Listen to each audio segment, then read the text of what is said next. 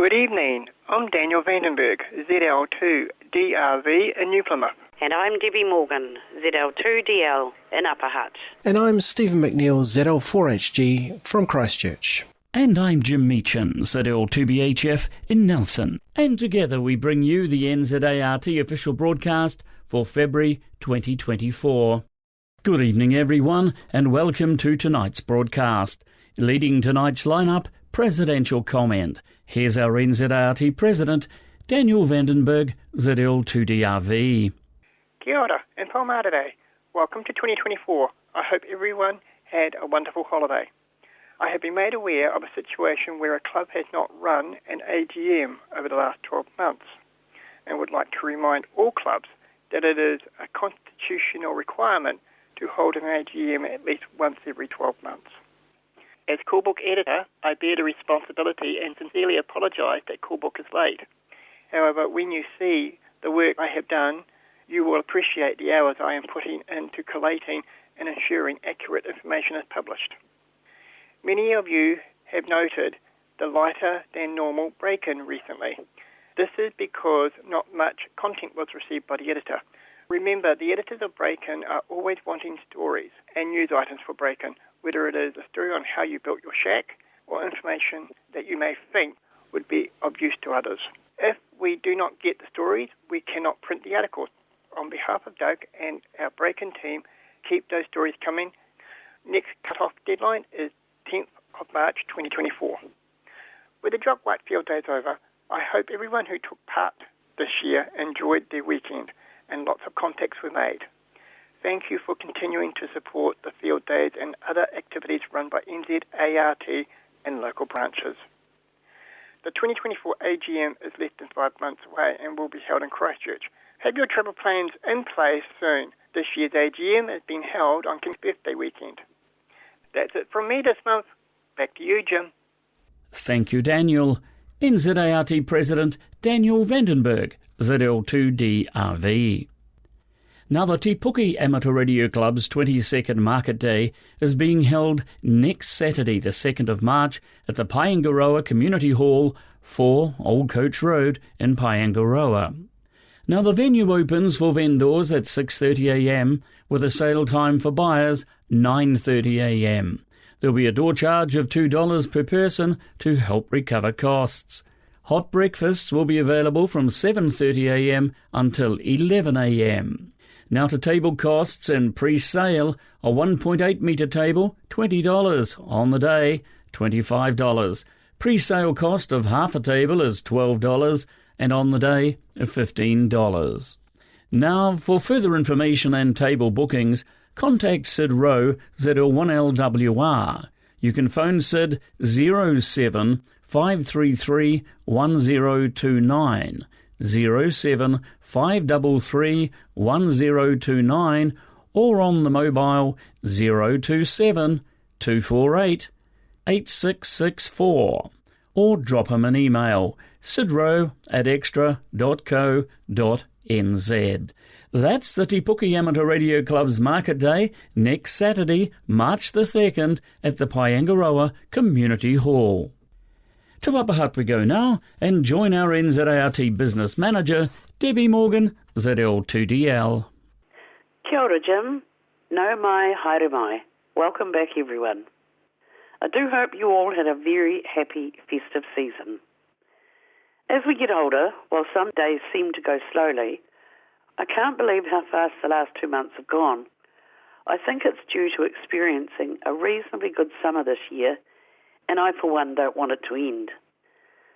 I, too, have just passed a milestone this month, having reached retirement age, but I can say that's not happening in the foreseeable future. However, I am very excited to advise that a new NZART admin assistant will commence employment with us on the 4th of March. After interviewing a number of candidates, Sarah Morrow will be joining us for 20 hours per week to learn my role so that I can A, take some much-needed holidays, and B, in the longer term, take over my role completely. More details about Sarah will be advised in due course.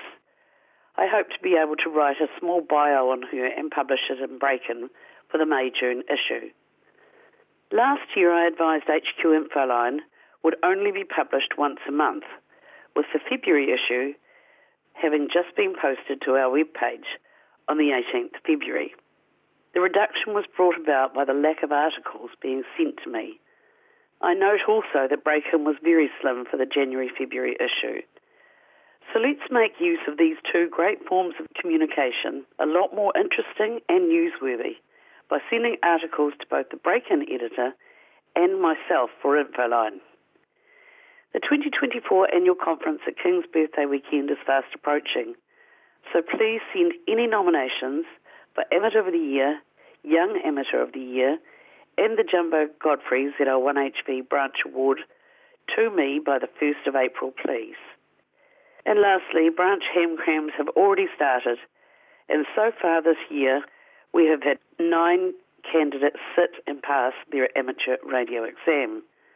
I noted a record-breaking 201 successful passes in my annual report for 2023, which will be out in the March-April issue of Breakin.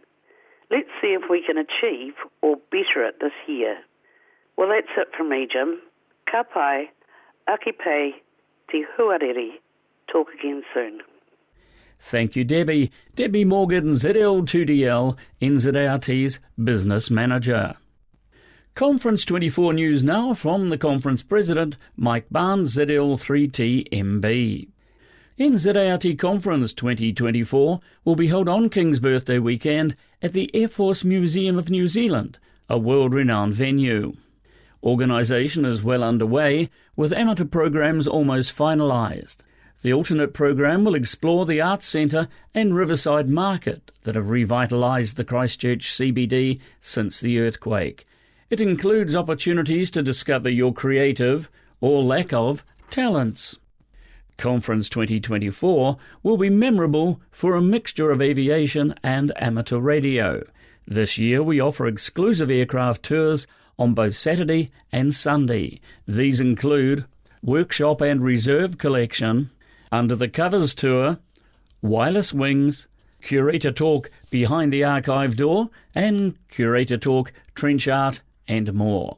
There are limited spaces on some of these tours, so we advise you to select preferential bookings on the registration form to secure your place. Dinner on Saturday night, it'll be a night to remember with professional entertainment and a first-class meal. Bring your dancing shoes for a boogie. We will offer a chance to explore Grota, green radios on the air, with a number of these on display and a chance to have a go at using one. The HFradio.NZ Disaster Relief Comms trailer will be on display for those interested in setting up a proficient mobile HF system. This HF radio can be controlled by cell phone app or directly at the trailer. Keep an eye on www.hamradio.co.nz for the latest conference information. Hope to see you in Christchurch. And that information from Mike Barnes at L3TMB, the conference president. Now for an update on international amateur radio news, we join the team at the Amateur Radio Newsline. Hams in the UK have begun experiencing the first of many sweeping changes Ofcom has made to licenses and the licensing process. Jeremy Boot, G4NJH, tells us more. With the first rule changes from Ofcom having come into effect on the 21st, the regulator will send out a new licence document to all UK operators no later than autumn of this year. As reported earlier, Ofcom's new rules not only simplify the licence process but permit ham radio equipment to be operated under the supervision of a licensee. Regional secondary locators have also become optional. Ofcom has also raised the maximum power hams can use on most of the bands. The regulator has promoted the changes to give amateurs what it calls, quote, freedom to innovate. This is Jeremy Boot, G4NJH. Likewise, Australian hams are settling into some new license changes too. John Williams, VK4 JJW, brings us up to date. Changes have taken effect in Australia on the assignment of amateur radio licences. On the 19th of February, the change was made to a class licence system, meaning that the Australian Communications and Media Authority is no longer renewing non-assigned amateur licences. Although assigned apparatus licences are still required to operate a repeater or a beacon, all other amateur operations are now covered by the new system. Hams surrendering their non-assigned amateur licences renewed in the last few months may be eligible for a refund from the ACMA. Most hams in Australia needed to take no action to complete their transition to the new class licence, which is issued free. This is John Williams, VK4JJW. An island de-expedition by Indian amateurs successfully tested the DX capabilities of an important VHF repeater on the mainland. Jim Meechan, ZL2 BHF, has those details. A strategically located VHF repeater in India was put to the test over the weekend of February 18th during a Beaches on the Air de-expedition that reached 27 countries on SSB from Henry's Island. The island location is significant because it is located in the Sundarbans Reserve Forest, an area in Bengal that is prone to violent cyclones and from time to time in need of emergency radio support. A 6-member team of hams from the West Bengal Radio Club made the QSOs while studying the changes in propagation that occur during the seasonal change from winter to summer. Although the hams are proud of the DX contacts they made during the weekend, they are prouder still of the successful connection they can rely on from the island to the VHF repeater located atop the highest building in Kolkata. It fulfilled a very practical, life-saving objective, maintaining contact from a region that is imperilled when disaster strikes. This is Jim Meechan, ZL2BHF. For now, with Karen Eve Murray, KD2GUT at the news desk in New York and our news team worldwide, I'm Stephen Kinford, NAWB in Wadsworth, Ohio, saying 73, and as always, we thank you for listening. Amateur Radio Newsline is copyright 2024, all rights reserved. And as always, we say thank you to Newsline for the use of their copyright material.